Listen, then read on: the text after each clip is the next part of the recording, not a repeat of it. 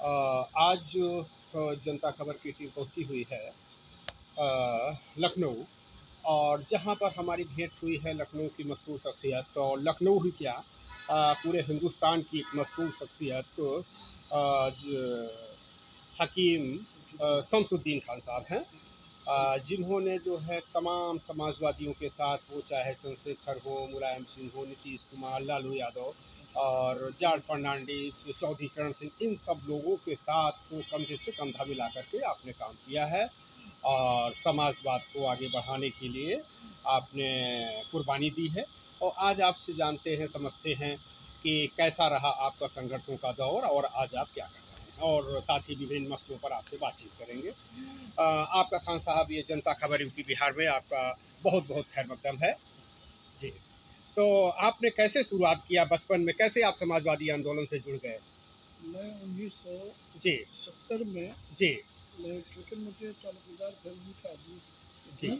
जी परिवार मेरा जो है फादर सर्विस में थे जी और हमारे घर के सामने है एक रानी साहबा रहती थी, तो एक राजपाल थे जो पाला रेड्डी थे, राजपाल जी थे। जी मैं से 7-8 साल का था, जी तो वो जब आए फंक्शन में हम्म तो उनकी गाड़ी को कुछ बच्चे छू रहे थे, जी तो वो बच्चों को देख के मैं डांट डपट ये वो कर रहे थे, जी तो मुझे बड़ा एहसास हुआ बचपन में ही, और जी उनकी गाड़ी का नंबर मैंने देखना चाहा, अच्छा तो वो नंबर था अशोक की लाट। जी जी तो अच्छा अच्छा अशोक की गौड़ लाट जी जी गवर्नर जी थे, तो अशोक जी की लाट गौड़ होता। जी जी तो जी मैं इतनी छोटी कम उम्र में हाँ मैंने पूछा ये कौन साहब है, जी तो जैसे पुरानी कहावत नहीं थी कि गवर्नर को लाट साहब कहा जाता हाँ है, हाँ लाट साहब तो जी जी जी उन्होंने जी लाट लाट साहब कहा। जी तो जी मैंने जी ये क्या होते हैं, हम्म कहने भाई ये तो प्रदेश के बादशाह जैसे हुआ करते हैं तालुकेदार, हम्म। तो उस टाइप के लाट साहब होते हैं, जी और गवर्नर का राज्यपाल लाट साहब। जी तो मुझे बड़ी भावना हुई, जी तो मैं फिर थोड़ा धीरे धीरे सोशल लाइफ में गया। जी तो सोशल लाइफ जो हमारे में कांग्रेस का ज़माना था, जी तो कांग्रेस में सारे लोग जुड़े हुए थे। हम्म। हम्म, बाकी हाँ हेलो, हाँ चलो आओ, ये बार हाँ, बार है, आ जाओ। जनता खबर में बातचीत हो ये रही है, बगल ही आप गाड़ी जा खड़ी। देखते रहिए, समझते रहिए और कोई लाइक कीजिए, कमेंट कीजिए, शेयर कीजिए। इधर और तो इस ले लेना, समय फिर हम मुझे हैं चलाएंगे। लखनऊ में, लखनऊ माननीय किरण सिन्हा जी का लोकसभा क्षेत्र, लखनऊ शहर, लखनऊ लोकसभा क्षेत्र जी। हाँ सर जी। तो फिर इसके बाद मैंने फिर थोड़ा सा जी सोशल एक्टिविटीज, क्योंकि मेरे परिवार में भी जी खुर्शीद आलम साहब हाँ जी राज्यपाल भी रहे जी और मंत्री भी रहे, जी और जामिया के वाइस चांसलर भी रहे, जी डॉक्टर जाकिर हुसैन के दामाद भी हैं। जी उनकी एक बेटी हमारी खाला हैं, मसी हैं, अच्छा अच्छा जी शाहजहानपुर में हैं। जी जी तो इस जी तरह थोड़े रिश्तेदारों में हाँ काफ़ी उहदे पौधे पे जी राजनीति में रहे लोग, जी जी उनकी हमको सोहबत में आए, हाँ तो उनके साथ कुछ एक्टिविटीज राजनीति की शुरू की। जी तब मुझे मालूम हुआ कि एमएलए क्या होता है, विधायक क्या होता है, जी वो क्या होता है, एमपी क्या होता है, जी मंत्री क्या होता है, राज्य मंत्री क्या होता है, जी आईएएस को क्या पावर होते हैं, हम्म आईएएस आईपीएस को क्या होते हैं। जी हाँ, हम्म तो खुद जो गरीब आदमी, कार्यकर्ता जी या समाज सेवी, हम्म इस टाइप के लोगों से बुद्धिजीवी से मेरा संपर्क हुआ। मेरे वालिद मरहूम कहा करते थे, मैं उस समय मुश्किल से 10-12 साल का था, हम्म और मेरे मिलने वाले लोग 40 साल के हुआ करते थे।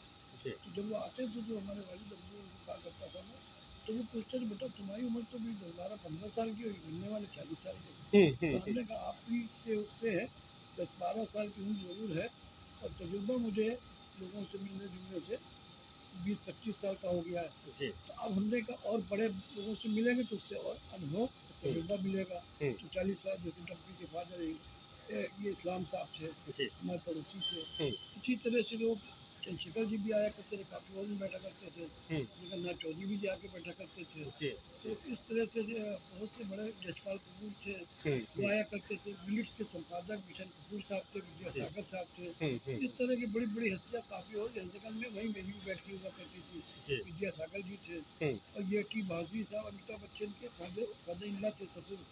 वो यहाँ एक स्टेटमेंट पेपर निकलता था, जी वो भी मेरे पड़ोसी थे। हाँ हाँ हाँ तो जी जी जी उससे भी मेरा संपर्क हुआ। जी तो इन जी लोगों के संपर्क में धीरे धीरे आता गया। फिर जो हम्म यहाँ पे doctor P D Kapoor mayor हुआ करते थे, जी मंत्री भी रहे, हम्म लालजी टंडन हुआ करते थे। जी हाँ, जी इसी तरह तमाम जानकारी, भानु गुप्ता जी हमारे यहाँ के हम्म। हैं, बच्चू शख्सियत थे, जी बी आर मोहन थे। जी इन सब की सोबतों के मैं थोड़ा राय फैमिली से था, तो मुझे थोड़ा इज्जत और सम्मान देते थे जी कि भाई मैं जाता था तो पहचानते थे, हमको नहीं पहचानते तो हमारे परिवार के व्यक्ति उनसे पहचान लिया करते थे। जी जी इस तरह से मैं सोशल एक्टिविटीज में चलता गया। हम्म, इसी में राह पर चलते चलते जी हमें एक रहनुमाई करने के लिए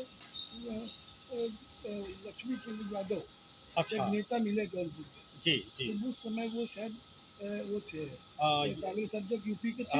ये तो मुझे लगता है भारतीय संविधान निर्माण सभा के मेंबर भी रहे हैं। हाँ राइट, हाँ हाँ जी जी मेंबर हाँ भी थे। हाँ हाँ, पहले से बहुत याद है। जानकारी हाँ हाँ जी सन जी साठ जी से जी 47 से जी जी मैं पार्लियामेंट सेक्रेटरी जी रहा जी पोस्ट किया है। वहाँ जौनपुर के एक प्रोफेसर सुमोहन हाँ थे, तो उन्होंने तो बता रहे थे, हाँ इसलिए याद आ गया। हाँ बहुत सर जी जानकारी सर जी बड़ा सेकुलर जी समाज। जी इसे ऐसा था कि वो इतना जो स्टेट ऑनर्स एडमिनिस्ट्रेटर थे जी और बहुत अच्छा प्रशासन चलाते थे। जी जैसे आज की पोजीशन में कांग्रेस डूबी हुई है, हम्म, इसी तरह 70-72 में कांग्रेस डूबी थी। जी तो महाराज जाके हमें भी ले गए थे। अच्छा तो अच्छा रजनीश पटेल थे वहाँ के महाराज कांग्रेस अध्यक्ष। जी तो वहाँ से पैसा लाए, हम्म, अपनी कांग्रेस की पार्टी में नया अखबार, एक नया भारत इकबाल के नाम से उद्धार शुरू कराया जी पार्टी से। हम्म, और सारे लोगों को इकट्ठा करता हम्म, और 74 में चमत्कार दिखाया कि कांग्रेस सत्ता में आई। जी यूपी से सत्ता में आई हम्म, और दिल्ली में हम्म, दिल्ली आ गई। तो इस तरह की एक्टिविटीज़ के लोगों के साथ में रहा। जी जैसे प्रकाश आंदोलन भी में रहा, हाँ हाँ हाँ उसमें जी भी मैंने जेपी जयप्रकाश जी के मूवमेंट जेपी मूव में रहा। जी तो इसी तरह हर आंदोलन में मेरी मैं एक्टिविटीज में रहता रहा। जी तो जी चरण सिंह की याद भी रहा। हाँ तो हाँ मैंने चरण सिंह का भी नेतृत्व देखा। वो जी भी सेकुलर समाज के आदमी थे। जी हर आदमी को सम्मान देना, इज्जत देना और कोई धर्म की वो नहीं। हर आदमी को जो सच्चा पक्का इंसान होता था, इसको चरण सिंह बहुत उससे मांगती। वो ये नहीं देखते थे अमीर गरीब कौन है, और कौन हिंदू है कौन मुस्लिम है, कोई कैसे न बना हुआ है। जी तो इस तरह का उनकी सोशल समाज का सोच थी। उन सोच से हम इंप्रेशन होते होते मैंने ज़िंदगी में, आज मेरी करीब 68 तिरपन की पैदाइश है, जी 68 लगभग उम्र है। हाँ तो मैंने इस फील्ड में आज भी मेरी इसके बगैर मुझे नींद नहीं आती। जी राजनीतिक और उसी में फिर 93 10 के मस्जिद मंदिर का मामला हुआ अयोध्या का, जी बड़ी मस्जिद उसका। तो जी मैंने 7 अगस्त 1994 में अपना एक पेपर 4-6 नाम लेकर भेजे। जी हाँ जी हाँ, हाँ जी कुर्सी लिया, कुर्सी लिया, जी तो जी वहीं बैठे। तो जी क्या कहते हैं जी वो हाँ फिर मैंने जी जी एक बार शुरू करा। इंटरव्यू चला ये आपको इंटरव्यू चला। ले हाँ हाँ, ले लीजिए कुर्सी। अरे यहाँ कैसे आप लोग इस गर्म बहुत हवा निकल रही है, आप लोग बैठे हुए हो। जी अब जी बैठो। जी तो क्या कहते हैं फिर मैंने 7 अगस्त 1993 में हाँ मंदिर मस्जिद का मामला जब हुआ जी अयोध्या और मुंबारी मस्जिद का, तो हमने 7-8 नाम लेके भेजे हैं। जी RNI जो रजिस्ट्रार फर्म सोसाइटी, जी रजिस्ट्रार फर्म सोसाइटी होती है, हाँ वहाँ हाँ पेपर टाइटल का जी रजिस्ट्रेशन होता है, जी शीर्षक मिलता है। हाँ जी वो आ गया मेरे पास। तो मैंने फिर उसको 7 अगस्त 1993 में पहला विशेष अंक निकाला। जी उसमें सारे समुदाय के लोगों का मैसेज लिया, जी शुभ संदेश, हाँ और पार्टियों का लिया। जी और उसके बाद में उसका वो किया ओपनिंग। जी ये करने के बाद में फिर उसी को मैं लेके चला, जिसका नाम है अवध विवेक समाचार। जी वैसे तो मेरे अखबार लखनऊ दिल्ली समाचार भी है, जी ऑल इंडिया और कमेटी खिदमत एक राष्ट्रीय संगठन हमारे पिताजी ने बनाया था, फादर ने। जी उसमें सारे धर्म के लोगों को ले जाते थे, तीर्थ यात्रा कराते थे हाँ धर्म स्थल पर। जी तो जितने धार्मिक लोग थे वहाँ पर जाके वो क्या कहते वो करते थे, ये चादर चढ़ाते थे, उनका खाने का रहने का इंतजाम वो लोग करते थे। जी सस्ता जो खानकाएँ वाली तो जो धार्मिक गुजारे दरगाह हाँ ये सब थी वो होता था। जी तो इस तरह वो भी संगठन मैं अभी तक चला रहा हूँ। और उसका नाम है ऑल इंडिया उर्स कमेटी खिदमत खल्क। जी और इसका राष्ट्रीय अध्यक्ष मैं मौजूदा हूँ। मेरे फादर जी पहले इसमें पोस्ट एंड टेलीग्राफ टेलीफोन और संचार एक में था, जी तो उसमें मेरे पिताजी क्लास 1 अफसर थे, जी जिनका नाम था स्वर्गीय खलील अहमद खान। जी जी तो इस तरह से इसी सब एक्टिविटीज़ में मैं मौजूदा आज भी हूँ। पेपर को भी चलाता हूँ जी समाज सेवा के लिए, जी और समाज सेवा के लिए मैं दिन रात लगा रहता हूँ। सो पार्टियों में भी, जी और जो लोग मुस्तहक है जिसके अच्छा न्याय हो रहा है उसको न्याय दिलाने में।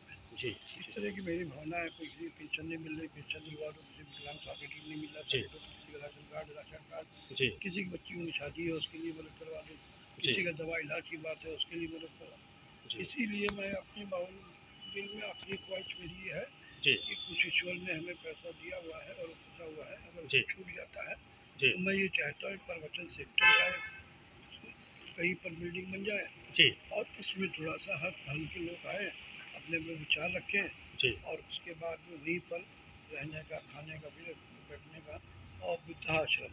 जी जो लोग बेचारे आज के माहौल में कलयुग का ज़माना है, हाँ जो बच्चे आजकल शादी ब्याह कर लेते हैं या अपनी बड़ी नौकरी या उसकी वजह से विदेश चले जाते हैं या घर ही में रह के परिवार के हाँ उससे पति पत्नी एक हो जाते हैं, अब आप की नहीं सेवा कर पाते हैं, जी तो उनके लिए एक आश्रम का मेरा विचार है जी कि एक अच्छा आश्रम बने, जी उसमें सारी फैसिलिटी रहे जी और वो लोग वहाँ रहें, जी खाना पीना रहना, दवा इलाज सब कुछ उनका हो। जी यही जी मेरी आखिरी ख्वाहिश है, जी जी और उसमें यही प्रवचन सेंटर और इसी तरह सारी चीज़ें उसमें हो, जी और यही मेरा विचार है।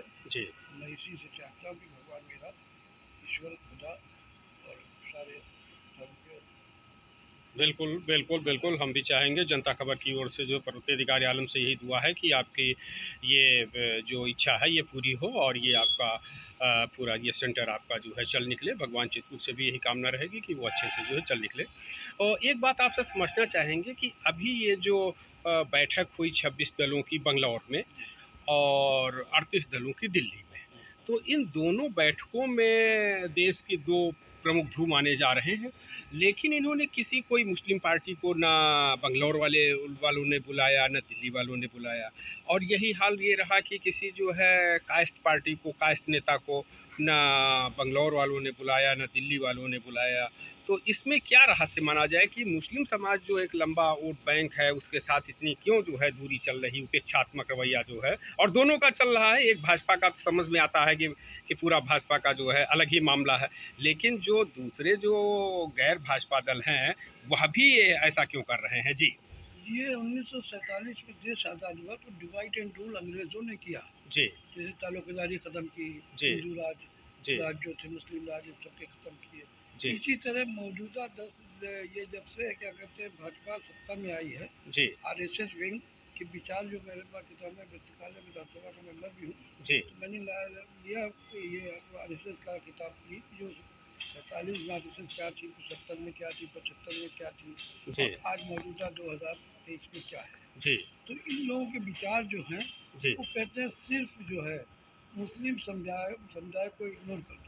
जी जब आप मुस्लिम समुदाय को इग्नोर करोगे हाँ तो वो समझ लिए, तो उनको ये गलतफहमी है कि मुस्लिम के बगैर हम सत्ता में आएंगे। जी कि उन्होंने ये जो अब चला रखा है कि हिंदू हिंदू हिंदू हिंदू और भगवा भगवा, जी ये सब चीज़ें, क्योंकि ये हिंदुस्तान जो है खासकर गंगा जमनी तहजीब से, जी देश की आज़ादी से लेकर आज तक मौजूदा स्थिति में ये जी 23 में भी जी गंगा जमनी तहजीब से चलता है। जी सबके धर्म बराबर हैं, जी सबके लोग का अखलाक व्यवहार, और ये एक चीज़ है। जी और इसमें कभी भी रद्दोबदल, टेम्परेरी लोगों को गुमराह करके इन्होंने सत्ता में आ गए हैं। जी तो तब से इन्होंने यही प्लान, पहले भी आरएसएस ने यही प्लान बनाया था कि मुस्लिम समाज को इग्नोर कर दो, जी तो मुस्लिम समाज के पास वो जाते नहीं है। और क्या कहते हैं, क्रिश्चियन समाज है, बुद्धिस्ट समाज, अब जैसे अल्पसंख्यक समाज है तो उसमें कई कास्ट के लोग आते हैं, जी खाली मुस्लिम समाज नहीं है उसमें। हाँ हाँ तो बिल्कुल इस बिल्कुल चीज़ को ये लोग जो इग्नोर किए हैं,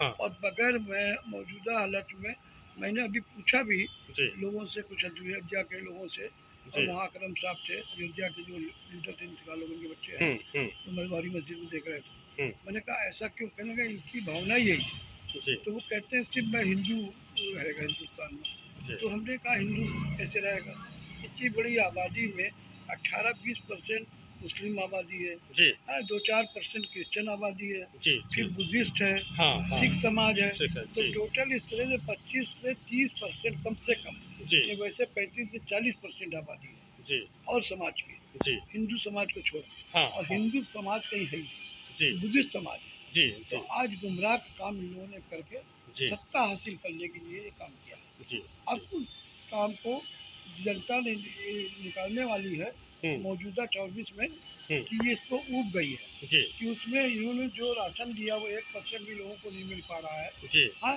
99% जो है उसमें भूखी रह गई है, और देश के जो पूंजीपति हैं वो 5% उनके तो और बढ़ावा दिया है। जी अब जो क्या कहते हैं, जैसे राशन दे दिया फ्री, अब उसमें गैस इतना दाम बढ़ा दिया, कोयले का, बिजली का, हाँ, तेल का और मसालों का और हर चीज़ के दाम इतने बढ़ा रखे हैं कि जनता ऊब गई है।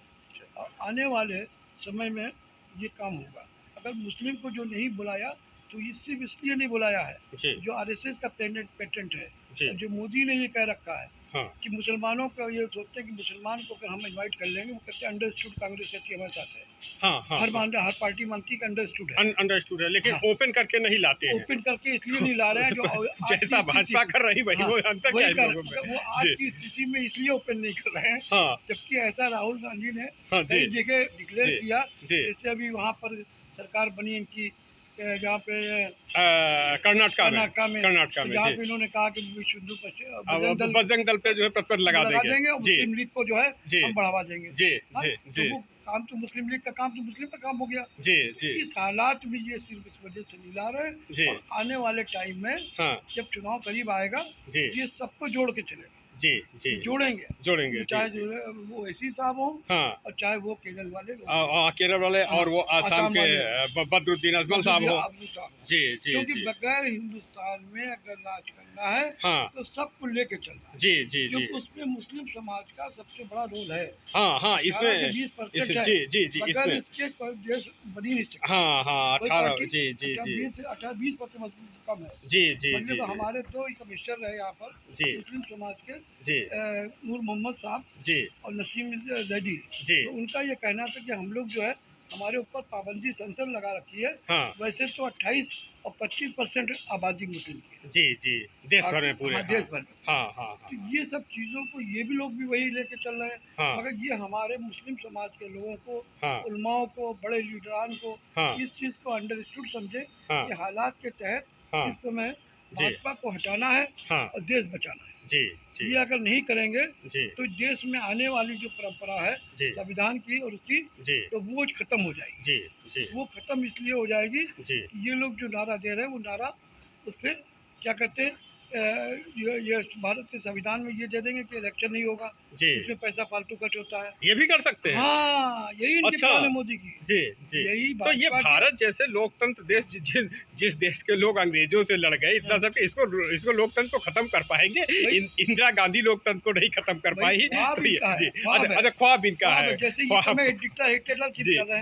हर शरीफ आदमी क्या एडी भेजे दे रहे हो, CBI भेजे दे रहे हो, इनकम टैक्स भेजे दे रहे हो, GST भेजे दे रहे हो, एक पुलिस भेजे दे रहे हो। तुमने तो आतंक मचा रखा है। एक शरीफ आदमी क्या पुलिस जाती है तो उसका परिवार, उसकी आत्मा कितना दुख होती है। ऐसी हमारे एक मौजूदा लखनऊ में बिल्डर उनको जबरदस्ती 302 में फंसा। वो जो गिरने का केस हो गया था। इस तरह से बहुत से लोगों को आप जहाँ आतंक मचाएंगे। अच्छा, रह गया जो अभी जो बुलडोजर का इन्होंने प्लान लाए हैं, अब उसमें आप संख्या को बांटिए, कितनी मुस्लिम प्रॉपर्टी को नुकसान पहुंचाया। और यही जनता के लिए आप ठीक है, लीगल है, किया है, पैसा कमाया, तो वो आप गरीब जनता को दे देते, आबाद कर देते। बिल्डिंग तोड़ने से क्या लाभ? बिल्कुल अपने बड़े लोगों को दे देते। घर वाले कोई जो सरकारी कार्यालय खुलवा देते, आश्रम खुलवा देते, कितना बड़ा पुण्य का काम होता है। बिल्कुल देश की कितनी पैसे को बर्बाद किया आपने। बड़ी बड़ी बिल्डिंगें। अरे वो तो एक जो है वो वहाँ नोएडा में वो 2 टावर, अरबों खरबों का टावर, वो ट्विंस टावर को गिरा दिया जो है, और उसको गिराने में कई जो है कई 100 करोड़ रुपए खर्च हुए थे, 200 करोड़ 300 ऐसा कुछ हुआ। बदमिजाजी वाली और डिक्टेटरशिप वाली बात है। अब बताइए अतीकी वाला किस्सा कितना भयानक है। आपने कितना वो किया। आप कितने लोग, कितने आप दुबई काउंटर किया, आपने भी गलत किया। तो इस तरह से ये काउंटर जो है वो नहीं है। इस भारत का संविधान है, उसमें आप सजा होगी, जेल होगी, फांसी होगी, कानूनी प्रक्रिया कोई अडॉप्ट करना चाहिए। ये थोड़ी कि आप इंडिविजुअल किसी को आता जेल में शरीफ आदमी चला जाए या बिल्डर चला जाए, चला जाए, तो उसके साथ आप जबरदस्ती सौतेला व्यवहार करें। ये भी चीज समाज में सही। बिल्कुल तो इस सब चीजों से जनता इतनी ऊब गई है कि आने वाले टाइम में अगर इनकी बेईमानी नहीं हुई एवियन मशीन की, तो निश्चित जनता को उखाड़ फेंके। एक तरफ कहते हैं मोदी जी का, लोग कहते हैं कि चाय वाले हैं। एक आज मोदी जी ने देश का इतना पैसा बर्बाद किया है देश पर, जितना इन्होंने टूर किया है, विदेशों में जी एक टूर में करोड़ों करोड़ों रुपया खर्च होता है। जी अब जी देश का पैसा कितना बर्बाद किया है। और बिल्कुल मोदी जी एक अपने कहते हैं मैं चाय वाला हूँ जी और अपनी पत्नी को साथ नहीं रख पाया है। और अपना कपड़ा जो है उनका जी वो कपड़ा साला 10 लाख का 20 लाख का 1 करोड़ का बिक रहा है। जी ये जी क्या मतलब जी है कि देश के प्रधानमंत्री मुझे लगता है कि जनता ये सब जान चुकी है, हाँ। इसीलिए इनके लिए लग रहा है कि हाँ। एक सिग्नल मिल रहा है कि नहीं हाँ। अब 24 में भाजपा की वापसी नहीं होगी। हाँ। लेकिन इस बात से तुम सहमत हैं कि 24 में भाजपा की वापसी नहीं होगी। हाँ। लेकिन जिस प्रकार से ये जो लगभग 85% की उपेक्षा का अभी भी जो भाजपा के खिलाफ है, इंडिया वालों को कहना चाहिए, कांग्रेस वालों को कहना चाहिए, तो वो अभी भी जो है मुस्लिम को साथ लेना, दलितों को साथ लेना, अति पिछड़ों को साथ लेना, कायस्थों को साथ लेना, तो उस पर अभी गौर नहीं कर पा रहे। ये थोड़ा आशंका है जी। जब आने वाले जी। समय में चुनाव करीब आएगा हाँ ये हाँ सबको जोड़ेंगे, सबको जोड़ेंगे फ्रंट जी। पे लाएंगे। हाँ हाँ अभी अंडरस्टूड चला रहे जी हैं। सर जी सर अभी क्योंकि जी अगर मुस्लिम को लेके आ गए हाँ तो हाँ मुस्लिम के विरोधी लोग आ जाएंगे। जी जी हाँ? जी तो जी जी मुस्लिम में भी एका नहीं है। जी जी मुस्लिम में कई फिरके हैं, कई फिर जी अहले हदीस है, जी सुन्नी है, बरेलवी है, शिया है, जी इस तरह के कई फिरके हैं। जी सर तो इस वजह से मुसलमानों को अभी साइलेंट रखा गया है। चालू रखा गया। हाँ? अच्छा अच्छा अच्छा, यहाँ पर एक लखनऊ में कई बैठकें हुई, तो उसमें ये एक केडीए फार्मूला बना ये एनडीए को रोकने के लिए। हाँ। उसमें जो उपेक्षित लोग हैं, खास तौर से अति पिछड़े लोग हैं, कायस्थ समुदाय है, दलित समुदाय है और अल्पसंख्यक के कई ग्रुप हैं, तो वो सब लोग मिलकर के एक सामाजिक आधार बना रहे हैं कि हम सब लोग शोषित हैं, पीड़ित हैं, उपेक्षित हैं और हमारी बात ना भाजपा ने नहीं सुनी, सपा बसपा ने नहीं सुनी, कांग्रेस ने सुनी, तो एक अलग हम लोग केडीए बना करके काम करते हैं। तो उससे भी लग रहा है कुछ एनडीए को रोकने में मदद मिलेगी केडीए के पास। जी जी छोटे छोटे सेकंडर जी हाँ हाँ जी जी जी छोटे छोटे लोग 100 to 200% जी जी जी जो आज देश के लिए बहुत जरूरी है। जी जी जी आने वाले 24 चुनाव के जी ये बहुत जरूरी है जी कि जी जितना आतंक भाजपा ने मचाया है, जी विश्व हिंदू परिषद ने मचाया, बजरंग दल ने मचाया है, जी सेवा सर उसमें कराया है। जी हाँ? जी तो इस तरह से ये कभी भी देश में नहीं हुआ, जी जी इतना ओपन एक्शन नहीं हुआ, जी जी इतना लोगों को साथ वो नहीं हुआ। जी जी जी जी तो हाँ जनता खबर से बातचीत कर रहे थे हकीम शमसुद्दीन साहब, और उन्होंने काफ़ी कुछ बताया कि कैसे 2024 में एनडीए रुकेगा और केडीए सफल होगा एनडीए को रोकने में। केडीए के मायने ये हुआ कायस्थ समाज, पिछड़ा समाज, दलित समाज, अल्पसंख्यक समाज, ये सब मिल करके एनडीए को रोकने का काम करेंगे 2024 में।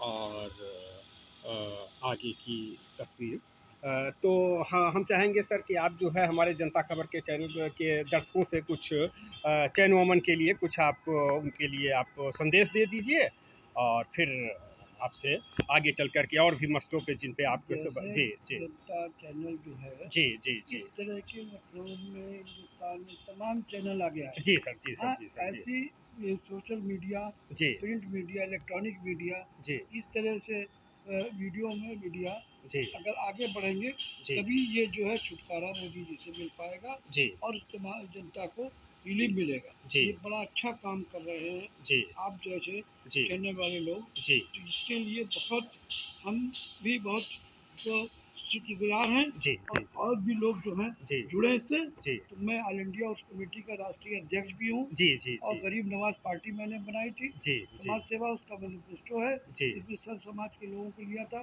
जी और वो मैनिफेस्टो में मेरा दिया हुआ है। जी तो ये दोनों चीज़ करने के साथ साथ मैं भी 93 से अखबार चला रहा हूँ। हाँ, उस अखबार में सुहानी ट्रस्ट समाचार भी है, मैगजीन सुहानी ट्रस्ट समाचार भी है जी जो ट्रस्टों की और पॉलिटिकल और क्राइम की मैगजीन है, स्पोर्ट्स मैगजीन है और फिलहाल लखनऊ दिल्ली समाचार है और विवेक समाचार और बहुत ऑल इंडिया कमेटी जी तो इन सबसे मैं बहुत शुक्रगुजार हूँ कि आप जैसे लोग इस चैनल के माध्यम से जनता को अवगत करा रहे हैं। धन्यवाद। बहुत बहुत शुक्रिया, आपने जनता खबर के साथ बातचीत किया। और आने वाले समय में आपसे जो है जानेंगे, समझेंगे और अपने दर्शकों से भी रूबरू कराएंगे, चूँकि आप तो पूरे जो है तमाम समाजवादियों के साथ संघर्ष किया है, तमाम देश के बहुत से बड़ी बड़ी शख्सियतों के साथ आप रहे हैं। आपके साथ अपने दर्शकों को हम रूबरू कराएंगे। तो ठीक है, आप सभी देखते रहिए जनता खबर, और जनता खबर को खूब लाइक कीजिए, शेयर कीजिए, कमेंट कीजिए, और जो भी आप जानना चाहते हैं, समझना चाहते हैं, वो कमेंट में बताइए। तो अगली मीटिंग में हम हकीम शमसुद्दीन साहब से आपकी वो सब बात आपको दिखाते हैं। धन्यवाद जनता खबर।